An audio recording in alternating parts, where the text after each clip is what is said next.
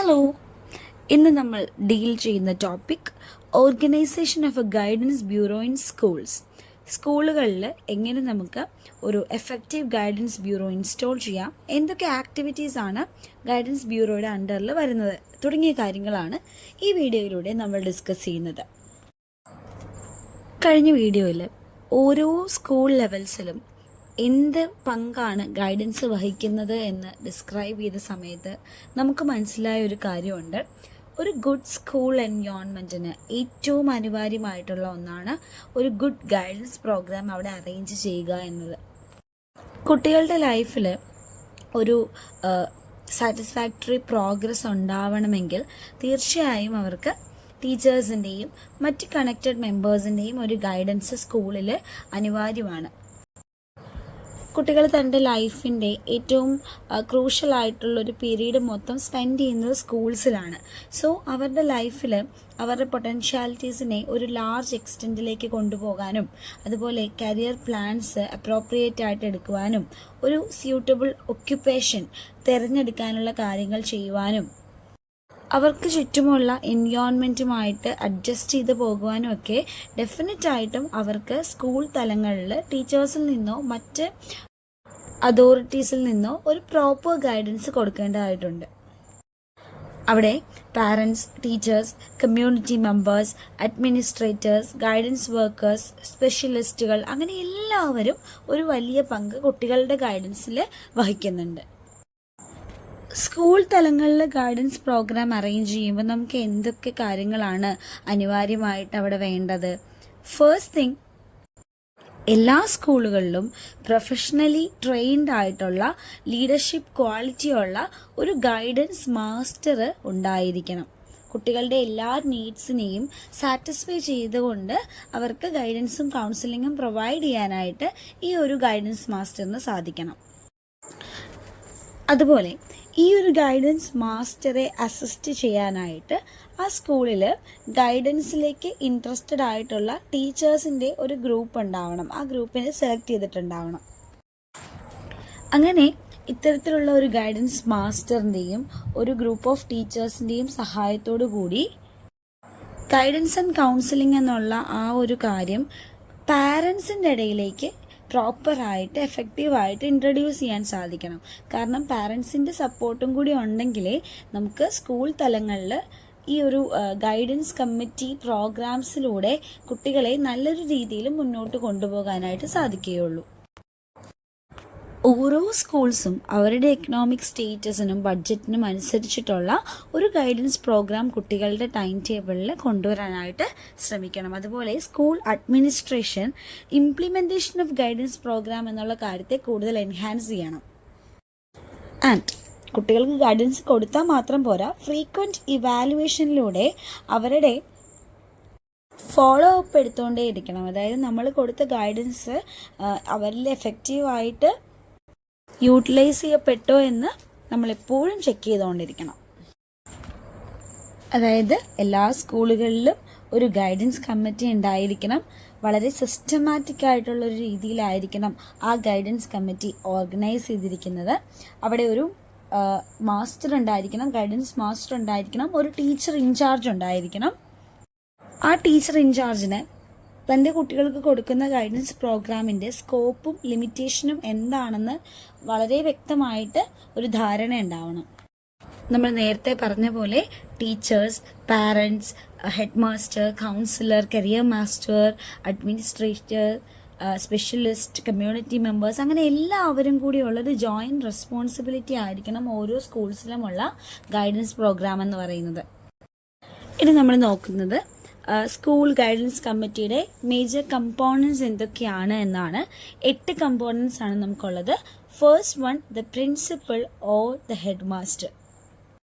ഒരു സ്കൂളിൻ്റെ പ്രിൻസിപ്പളോ ഹെഡ് മാസ്റ്ററോ ആയിരിക്കണം അവിടുത്തെ ഗൈഡൻസ് കമ്മിറ്റിയുടെ ചെയർമാൻ അല്ലെങ്കിൽ ചെയർപേഴ്സൺ ആയിട്ട് ഇരിക്കേണ്ടത്.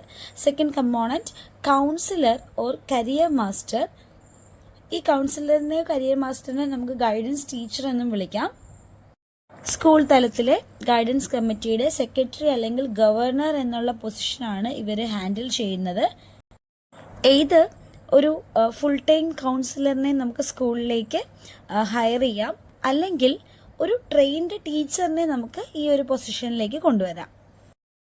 ഓർ ഒരു ഫുൾ ടൈം കൗൺസിലറിന് ഒരു അസിസ്റ്റൻ്റ് എന്നുള്ള രീതിയിൽ ഒരു ട്രെയിൻഡ് ടീച്ചർ സ്റ്റാഫിനെയും നമുക്ക് പ്രൊവൈഡ് ചെയ്യാം. Third one, staff representative. ഒരു സീനിയർ ടീച്ചർ ആയിരിക്കും യൂഷ്വലി ഗൈഡൻസ് കമ്മിറ്റിയുടെ സ്റ്റാഫ് റെപ്രസെൻറ്റേറ്റീവ് ആയിട്ടിരിക്കുക. Fourth component, the school medical officer. Fifth one, PTA president, അതായത് പാരൻസിൽ നിന്നുള്ള ഒരു റെപ്രസെൻറ്റേറ്റീവ്.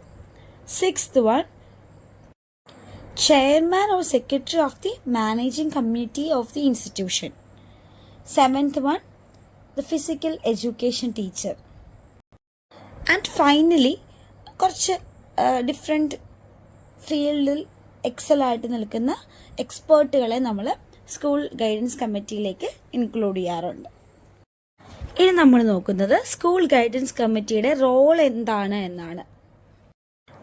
ഫസ്റ്റ് തിങ്, ആ സ്കൂളിലെ എല്ലാ സ്റ്റുഡൻസിൻ്റെയും നീഡ്സിന് അനുസരിച്ചുള്ള ഗൈഡൻസ് അവർക്ക് പ്രൊവൈഡ് ചെയ്യുക. സെക്കൻഡ് തിങ്, കുട്ടികൾക്ക് ഗൈഡൻസ് കൊടുക്കുന്നത് കൊണ്ടുള്ള ഗുണങ്ങളെക്കുറിച്ചുള്ള ഒരു ഡിസ്കഷൻ കുട്ടികൾക്ക് കൊടുക്കുക. തേർഡ് തിങ്, സ്കൂൾ ഗൈഡൻസിൽ ഇപ്പോൾ എന്ത് വർക്കാണ് കറൻ്റ്ലി അവിടെ നടക്കുന്നത് എന്നുള്ള കാര്യത്തെക്കുറിച്ച് ഒരു നോളജ് ഉണ്ടാവുക. അതിനെക്കുറിച്ച് ഒരു ഇവാലുവേഷൻ ഈ കമ്മിറ്റി എപ്പോഴും നടത്തുന്നുണ്ടാവണം. ആൻഡ് ഫൈനലി, കുട്ടികളുടെ ബെറ്റർമെൻറ്റിന് വേണ്ടി ഗൈഡൻസ് കമ്മിറ്റിക്ക് പുതിയതായിട്ട് എന്ത് ചെയ്യാം എന്നത് കാര്യത്തെക്കുറിച്ച് ഒരു എക്സാമിനേഷൻ ഗൈഡൻസ് കമ്മിറ്റി എപ്പോഴും നടത്തണം. അതുപോലെ സ്കൂൾ ഗൈഡൻസ് പ്രോഗ്രാമിനെ എപ്പോഴും ഈ കമ്മിറ്റി മോണിറ്റർ ചെയ്തുകൊണ്ടിരിക്കണം. പുതിയ പുതിയ കാര്യങ്ങൾ ഇംപ്ലിമെൻറ്റ് ചെയ്യണം. ആൻഡ് ഇത് കുട്ടികൾ ഇംപ്ലിമെൻറ്റേഷന് ശേഷം കുട്ടികളിൽ എന്ത് ചേഞ്ചസ് ആണ് ഈ ഒരു ഗൈഡൻസ് കൊണ്ടുവന്നതെന്ന് ഇവാലുവേറ്റ് ചെയ്യണം. ആൻഡ് ഓരോ കമ്മിറ്റി മെമ്പേഴ്സിനും എന്ത് റോളാണ് അല്ലെങ്കിൽ എന്ത് റെസ്പോൺസിബിലിറ്റിയാണ് സ്കൂൾ ഗൈഡൻസ് കമ്മിറ്റിയിൽ ഉള്ളത് എന്ന് എപ്പോഴും പ്രീസെറ്റ് ആയിട്ടുള്ള ഒരു കാര്യമായിരിക്കണം. ഇതിൻ്റെ അടിസ്ഥാനത്തിലായിരിക്കണം അവർ സ്കൂളുകളിൽ ഓരോ ഗൈഡൻസ് ആക്ടിവിറ്റീസ് കൊണ്ടുവരേണ്ടത്. ആൻഡ് ഒരു സ്കൂളിലെ കുട്ടികളുടെ എണ്ണത്തിൻ്റെ അടിസ്ഥാനത്തിൽ ഒരു പ്രീ പ്ലാൻഡ് ആയിട്ടുള്ള ഒരു ടൈം ടേബിൾ അല്ലെങ്കിൽ ഒരു ഷെഡ്യൂൾ ഉണ്ടായിരിക്കണം. ഈ ടൈം ടേബിളിൻ്റെ അടിസ്ഥാനത്തിലായിരിക്കണം ഫ്യൂച്ചറിൽ എന്തൊക്കെ പ്രോഗ്രാംസ് ആണ് ആ ഒരു കമ്മിറ്റി ഓർഗനൈസ് ചെയ്യേണ്ടതെന്ന് തീരുമാനിക്കുന്നത്. സ്കൂൾസിലെ ഗൈഡൻസ് കമ്മിറ്റിയുടെ മറ്റൊരു ഇമ്പോർട്ടൻറ്റ് റോളാണ് സൈക്കോളജിക്കൽ അസസ്മെൻറ്റ്സിന് വേണ്ടിയിട്ടുള്ള ഗൈഡൻസ് മെറ്റീരിയൽസും ടൂൾസും കളക്ട് ചെയ്യുക എന്നത്. അതുപോലെ റെഗുലറായിട്ട് സ്കൂളുകളിൽ ഗൈഡൻസ് ആക്ടിവിറ്റീസ് കണ്ടക്ട് ചെയ്യുന്നതിന് വേണ്ടിയിട്ട് ഗൈഡൻസ് കമ്മിറ്റി എപ്പോഴും മറ്റ് ലോക്കൽ റിസോഴ്സസ് NGOs ഒക്കെ ആയിട്ട് അല്ലെങ്കിൽ ടീച്ചർ കൗൺസിലർ ട്രെയിനിങ് ഇൻസ്റ്റിറ്റ്യൂട്ട്സും ഒക്കെ ആയിട്ട് ഒരു കണക്ഷൻ കീപ്പ് ചെയ്തിട്ടുണ്ടായിരിക്കണം. ഇനി സ്കൂളുകളിൽ ഒരു ഗൈഡൻസ് ബ്യൂറോ ഓർഗനൈസ് ചെയ്യാൻ എന്തൊക്കെ സ്റ്റെപ്സാണ് നമ്മൾ ഫോളോ ചെയ്യേണ്ടത്? അപ്പോൾ ആദ്യം നമ്മൾ ചെയ്യേണ്ടത് എന്താണ്? നമ്മളൊരു സ്കൂൾ ഗൈഡൻസ് കമ്മിറ്റി രൂപീകരിക്കണം. അവിടെ പ്രസിഡൻ്റായിട്ട് ആ സ്കൂളിൻ്റെ ഹെഡ് മാസ്റ്റർ അല്ലെങ്കിൽ ഹെഡ് മിസ്ട്രസ് ഉണ്ടാവണം. സെക്രട്ടറി ആയിട്ട് ഗൈഡൻസ് മാസ്റ്റർ ഉണ്ടാവണം. സ്റ്റാഫ് റെപ്രസെൻറ്റേറ്റീവ്സ് ഉണ്ടായിരിക്കണം. ഒരു PTA റെപ്രസെൻറ്റേറ്റീവ് ഉണ്ടായിരിക്കണം. അതുപോലെ കുറച്ച് എക്സ്പേർട്ട് ആയിട്ടുള്ള ആളുകളും ഉണ്ടായിരിക്കണം. സെക്കൻഡ് തിങ്, ഗൈഡൻസ് സെൻറ്റർ, അതായത് ഒരു സെപ്പറേറ്റ് റൂം ഗൈഡൻസ് കമ്മിറ്റിക്ക് വേണ്ടി അലോട്ട് ചെയ്തിട്ടുണ്ടാവണം. Cupboards, cabinets, display racks, bulletin boards, tables, chairs, അങ്ങനെ എല്ലാ കാര്യങ്ങളും ഉള്ള ഒരു പ്രോപ്പർ ഫിസിക്കൽ ക്ലാസ് റൂം പോലെയുള്ള ഒരു ഗൈഡൻസ് റൂം ഓരോ സ്കൂളുകളിലും അറേഞ്ച് ചെയ്തിരിക്കണം. പാരന്റ് ടീച്ചേഴ്സ് മീറ്റിംഗ്സ് നടത്തുവാനും അതുപോലെ മറ്റ് ഓപ്പൺ ഡിസ്കഷൻസിനും ഫിലിംസ് അല്ലെങ്കിൽ ഫിലിം സ്ട്രിപ്സുകൾ കുട്ടികളെ കാണിക്കുവാനും ഒക്കെ നമുക്ക് ഈ റൂം യൂസ് ചെയ്യാൻ സാധിക്കും.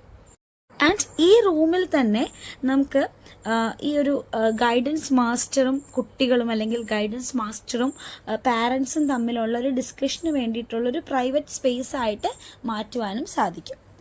തേർഡ് തിങ്, കുട്ടികളുടെ എല്ലാ ഡീറ്റെയിൽസും അടങ്ങുന്ന ഒരു cumulative record card guidance committee എപ്പോഴും മെയിൻറ്റെയിൻ ചെയ്തിരിക്കണം. കുട്ടികളുടെ എൻറ്റയർ എഡ്യൂക്കേഷണൽ ജേർണിയിൽ അവരുടെ അക്കാഡമിക്, ഹെൽത്ത് ആൻഡ് പേഴ്സണൽ ഹിസ്റ്ററിയെ നമുക്ക് വ്യക്തമാക്കി തരുന്ന ഒരു ഡോക്യുമെൻ്റ് ആണ്, ഒരു പെർമനൻറ്റ് ഡോക്യുമെൻ്റ് ആണ് ക്യുമുലേറ്റീവ് റെക്കോർഡ് എന്ന് പറയുന്നത്. അപ്പോൾ ഗൈഡൻസ് കമ്മിറ്റി രൂപീകരിക്കുമ്പോൾ എല്ലാ കുട്ടികളുടെയും ഡീറ്റെയിൽസ് അടങ്ങുന്ന ഒരു ക്യുമുലേറ്റീവ് റെക്കോർഡ് എപ്പോഴും അനിവാര്യമാണ്. കുട്ടികളെക്കുറിച്ചുള്ള എല്ലാ ഡേറ്റാസ്, അവർ സോഫാർ ഏതൊക്കെ സ്കൂളുകൾ അറ്റൻഡ് ചെയ്തിട്ടുണ്ട്, അവരുടെ ഹെൽത്ത് റെക്കോർഡ്സ്, കുട്ടികളുടെ അച്ചീവ്മെൻറ്റ്സ്, അവർ ഏതൊക്കെ കോ കരിക്കുലർ ആക്ടിവിറ്റീസിൽ പാർട്ടിസിപ്പേറ്റ് ചെയ്തിട്ടുണ്ട്, അവരുടെ എന്തൊക്കെയാണ് അവരുടെ സ്പെസിഫിക് അസറ്റുകൾ അല്ലെങ്കിൽ അവരുടെ ലിമിറ്റേഷൻസ് എന്തൊക്കെയാണ്, കുട്ടികൾക്ക് എന്തെങ്കിലും അൺയൂഷ്വൽ ടാലൻറ്റുകളുണ്ടോ, എന്തെങ്കിലും mental personal or behavioural issues അവർക്ക് ഉണ്ടോ, കുട്ടികളിൽ സോഫാർ നടത്തിയിട്ടുള്ള സൈക്കോളജിക്കൽ ടെസ്റ്റുകളുടെ റിസൾട്ട് എന്തൊക്കെയാണ് തുടങ്ങിയ എല്ലാ കാര്യങ്ങളും ഈ ഒരു റെക്കോർഡിൽ ഇൻക്ലൂഡ് ചെയ്തിരിക്കണം. സോ ദാറ്റ് കുട്ടികൾക്ക് എന്തെങ്കിലും ഒരു സ്പെഷ്യൽ ഗൈഡൻസ് കൊടുക്കേണ്ടി വന്നാൽ ഈ ഒരു ഡേറ്റയെ അനലൈസ് ചെയ്തുകൊണ്ട് ഒരു പ്രോപ്പർ മെത്തേഡ് ഗൈഡൻസ് മാസ്റ്ററിന് തിരഞ്ഞെടുക്കാൻ സാധിക്കും. ദ ഫോർത്ത് തിങ്, ഒരു സ്കൂൾ അല്ലെങ്കിൽ അവിടുത്തെ ഗൈഡൻസ് കമ്മിറ്റി എന്ന് പറയുമ്പോൾ അവർക്ക് എപ്പോഴും മറ്റ് ഏജൻസീസുമായിട്ട്, ഒരു വൊക്കേഷണൽ അല്ലെങ്കിൽ technical institution, industry, business houses, അതുപോലെ എംപ്ലോയ്മെൻറ്റ് എക്സ്ചേഞ്ച്, മറ്റ് കൗൺസിലേഴ്സ് തുടങ്ങിയ ആളുകളുമൊക്കെ ആയിട്ട് ഒരു ഫ്രീക്വൻറ്റ് കോപ്പറേഷൻ അല്ലെങ്കിൽ ഒരു കോണ്ടാക്റ്റ് ഉണ്ടായിരിക്കണം. ഇനി നമ്മൾ ഡിസ്കസ് ചെയ്യുന്നത് സ്കൂൾ ഗൈഡൻസ് പ്രോഗ്രാമിൻ്റെ സ്കോപ്പാണ്. കുട്ടികളുടെ എല്ലാ ഇൻഫർമേഷനെയും കളക്ട് ചെയ്യാനായിട്ട് നമ്മളെ സഹായിക്കും. അതുപോലെ കുട്ടികൾക്ക് ഏറ്റവും അനിവാര്യമായിട്ടുള്ള ഗൈഡൻസ് സെൻറ്ററുകൾ എസ്റ്റാബ്ലിഷ് ചെയ്യാനായിട്ട് നമ്മളെ ഹെൽപ്പ് ചെയ്യും. കരിയർ ടോക്ക്, കരിയർ കോൺഫറൻസ്, അല്ലെങ്കിൽ യൂണിവേഴ്സിറ്റീസ്, കോളേജ് വിസിറ്റ് തുടങ്ങിയ കാര്യങ്ങളെല്ലാം ഗൈഡൻസ് പ്രോഗ്രാമിൻ്റെ അണ്ടറിൽ നമുക്ക് ഓർഗനൈസ് ചെയ്യാനായിട്ട് സാധിക്കും. ഗൈഡൻസ് എക്സിബിഷൻസ് നമുക്ക് ഓർഗനൈസ് ചെയ്യാൻ സാധിക്കും. അതുപോലെ കുട്ടികളിലേക്ക് എഡ്യൂക്കേഷണൽ ഒക്യുപ്പേഷണൽ ഇൻഫർമേഷൻസ് പ്രൊപ്പഗേറ്റ് ചെയ്യാനായിട്ട് നമുക്ക് ഗൈഡൻസ് പ്രോഗ്രാമുകൾ യൂസ് ചെയ്യാം. കുട്ടികളുടെ ക്യുമുലേറ്റീവ് റെക്കോർഡ് കീപ്പ് ചെയ്യാനായിട്ട് സാധിക്കും. അതുപോലെ ഒരു ഓറിയൻറ്റേഷൻ ടോക്ക് കുട്ടികൾക്ക് കൊടുക്കാനായിട്ട് നമുക്ക് സാധിക്കും. കുട്ടികൾക്ക് എന്ത് പ്രശ്നമാണോ ഉള്ളത് ആ പ്രശ്നത്തിൻ്റെ അടിസ്ഥാനത്തിൽ അവരുടെ നീഡിനനുസരിച്ചുള്ള കൗൺസിലിംഗ് നമുക്ക് പ്രൊവൈഡ് ചെയ്യാനായിട്ട് സാധിക്കും. ഫ്യൂച്ചർ, അതായത് കരിയർ റിലേറ്റഡ് ആയിട്ടുള്ള എഡ്യൂക്കേഷണൽ സെമിനാർസ് അല്ലെങ്കിൽ ടോക്സുകൾ കുട്ടികൾക്ക് വേണ്ടി നമുക്ക് ഗൈഡൻസ് പ്രോഗ്രാമിൻ്റെ അണ്ടറിൽ ഓർഗനൈസ് ചെയ്യാനായിട്ട് സാധിക്കാറുണ്ട്. കുട്ടികൾക്ക് ഏറ്റവും അനിവാര്യമായിട്ടുള്ള എംപ്ലോയ്മെൻറ്റ് എക്സ്ചേഞ്ച്, ട്രെയിനിങ് ഇൻസ്റ്റിറ്റ്യൂട്ട്സ്, അതുപോലെ ഹയർ എഡ്യൂക്കേഷൻ ഇൻസ്റ്റിറ്റ്യൂട്ട്സുമായിട്ട് സ്കൂൾ തലത്തിൽ തന്നെ നമുക്ക് അവർക്കൊരു കണക്ഷൻ ഉണ്ടാക്കി കൊടുക്കാനായിട്ട് സാധിക്കും. പ്രോപ്പർ ഇവാലുവേഷനിലൂടെ കുട്ടികൾക്ക് ഗൈഡൻസ് എത്രത്തോളം എഫക്റ്റീവായിട്ട് കിട്ടിയിട്ടുണ്ട് എന്ന് നമുക്ക് ഇവാലുവേറ്റ് ചെയ്യാൻ സാധിക്കും. Thank you.